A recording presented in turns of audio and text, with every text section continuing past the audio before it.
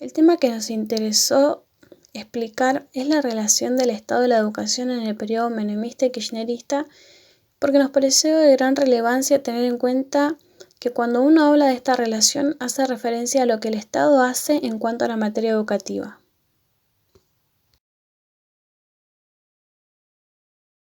Argentina después de la dictadura. Luego de 7 años de dictadura y censura, asume el primer presidente elegido en democracia, Raúl Alfonsín.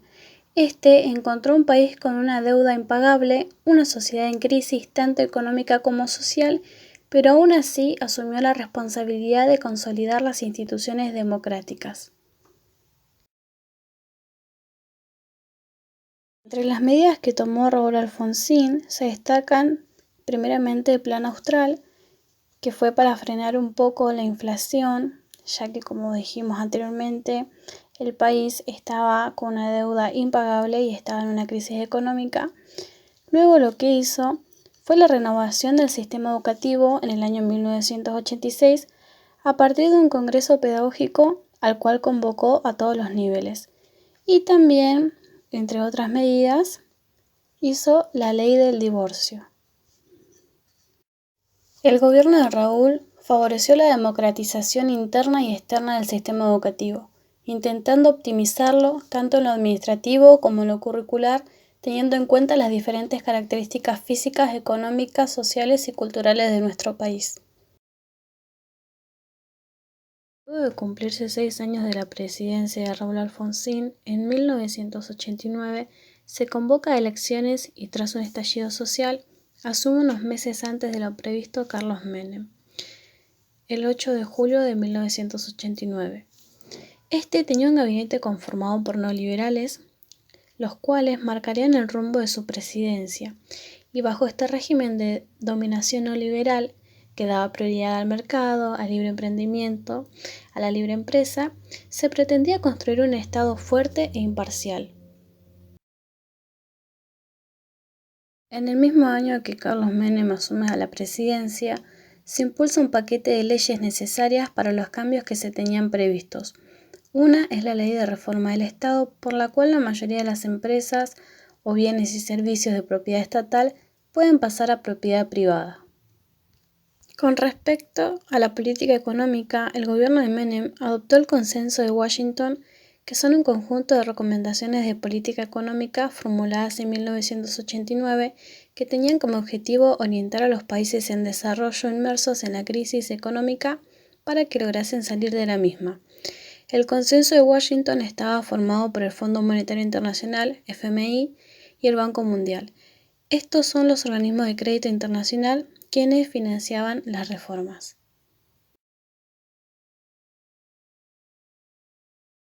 Como sabemos, el neoliberalismo es una política económica que pretende reducir al máximo la intervención del Estado en todo lo que respecta a lo económico, social y educativo.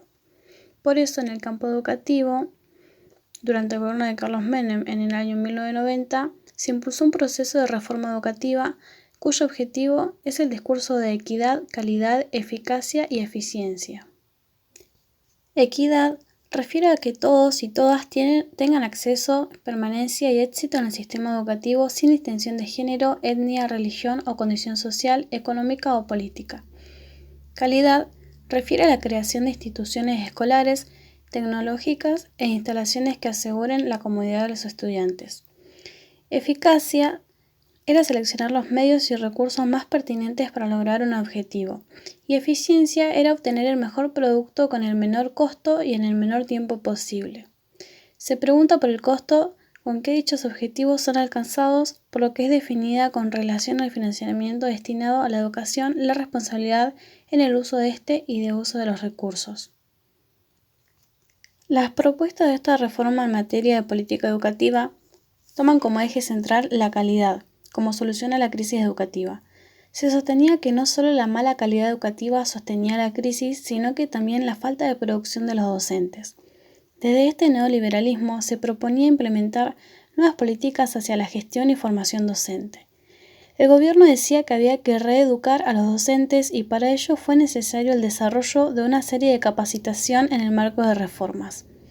Las implicancias que traen aparejados para las escuelas y el trabajo docente tienen que ver con que los docentes se ven obligados a desempeñar funciones que van más allá de sus capacidades técnicas y humanas.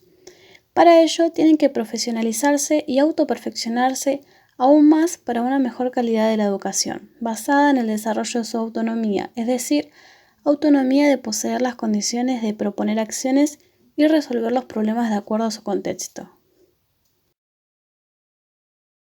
Desde este gobierno neoliberal de Carlos Menem se concibe la educación como un bien y como un mercado basado en dos principios, en competencia y en mérito individual. La escuela pública a cargo del Estado se le asigna un rol de contención social a partir del desarrollo de las políticas asistenciales y focalizadas. Por su parte, la educación deja de ser considerada un derecho social de los ciudadanos para convertirse en un servicio que puede ser provisto por el mercado considerando al individuo como un capital humano. Las estrategias entonces que el neoliberalismo va a utilizar van a ser introducir en la educación unas políticas recomendadas por el Banco Mundial y otros organismos internacionales cuyo proyecto político educativo va a ser llevado adelante sancionando leyes, como lo son la Ley de Transferencia de Escuelas o la Ley de Transferencia Educativa, que la cual implicó el desplazamiento de las responsabilidades financieras a las provincias, reservándose la nación para sí, la centralización del control de las decisiones esenciales y de la evaluación de los sistemas educativos provinciales a través del Sistema Nacional de Evaluaciones de la Calidad.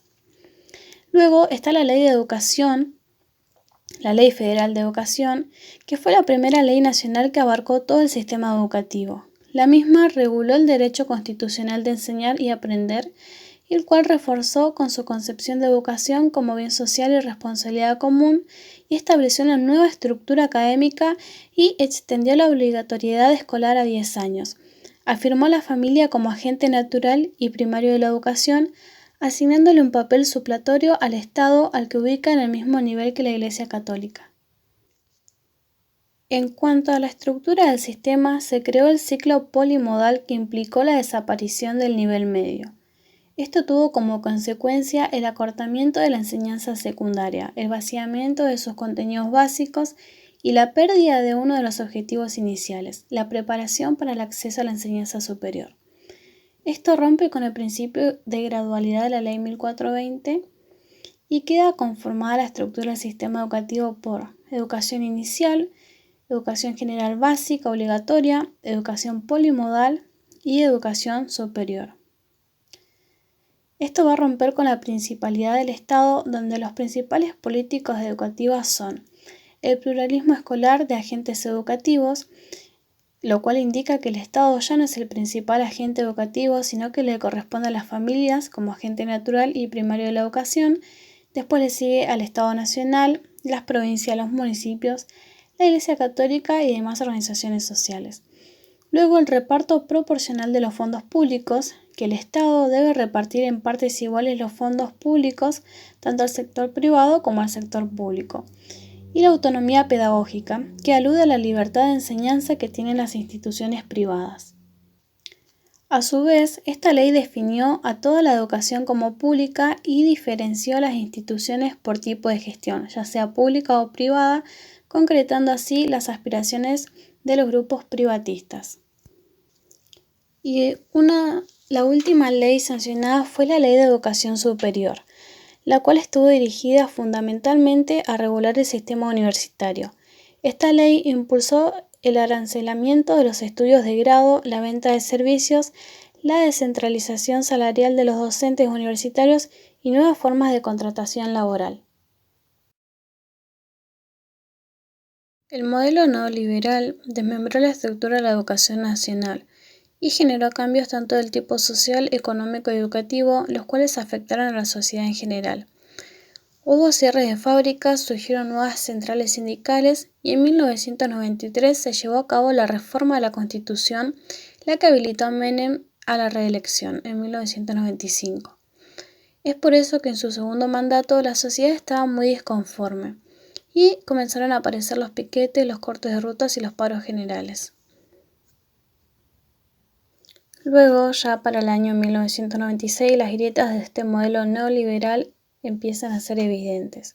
Y es por eso que 1999 se llama elecciones. En las elecciones de 1999 gana la Alianza, el partido que encabeza Fernando de la Rúa, el cual ajusta el presupuesto y lanza una ley de reforma laboral que busca flexibilizar la mano de obra. Aún respondiendo a un modelo neoliberal, el FMI apoya de manera económica este gobierno.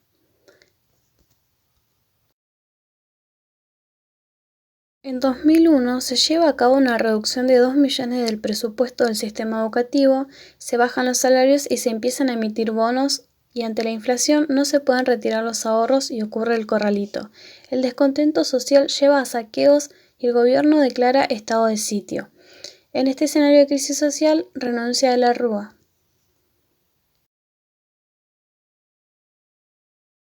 Posterior a la renuncia de la Rúa, en 2001 asume el presidente Adolfo Rodríguez Saa y seguido de él en el año 2002 asume y toma el mando de la presidencia Duhalde, el cual va a terminar con la convertibilidad económica, pero aún así va a seguir habiendo una crisis social que fue el resultado de todas las políticas neoliberales.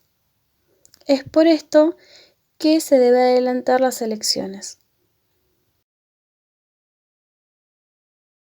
Es por esto que en las elecciones del año 2003, Néstor Kirchner asume a la presidencia y va a aportar un nuevo marco legal para que el Estado ocupe su lugar generador en el sistema educativo.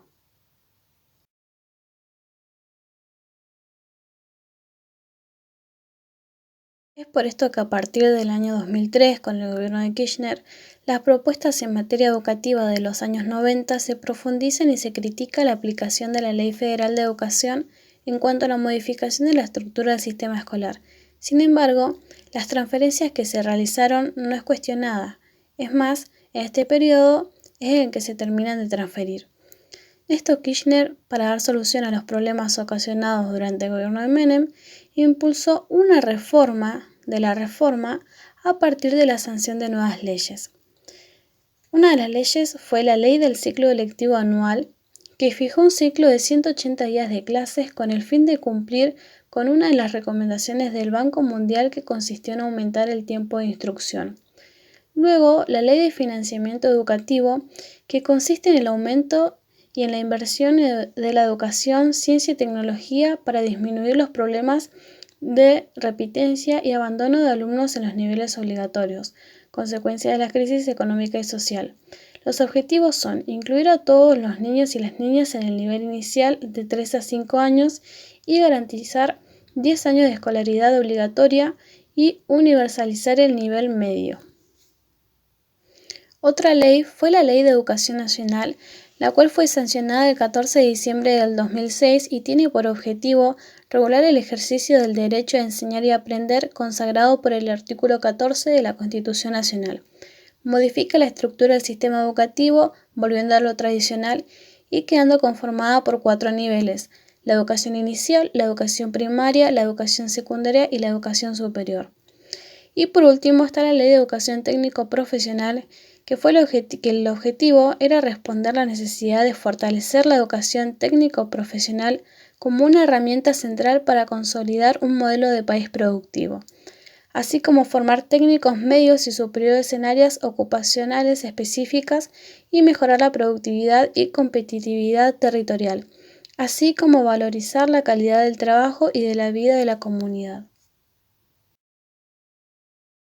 Como conclusión podemos decir y ver que hay una diferencia que es muy notable en cuanto a la relación Estado-educación de este periodo menemista, ya que vemos un rol del Estado ausente en cuanto a la educación, más allá de que implementó leyes, no fueron de gran aporte a la educación, sino que se vio algo como más monetario o económico.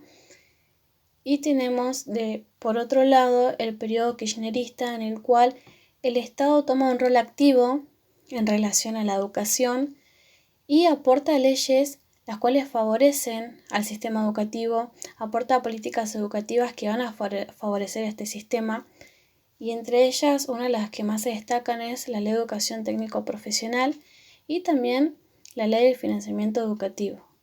Entonces, como conclusión a este trabajo que hicimos, a este punto y lo que nosotros retomamos de la relación Estado-Educación en el periodo menemista y kirchnerista, podemos ver esta diferencia que hay desde una presidencia y la otra.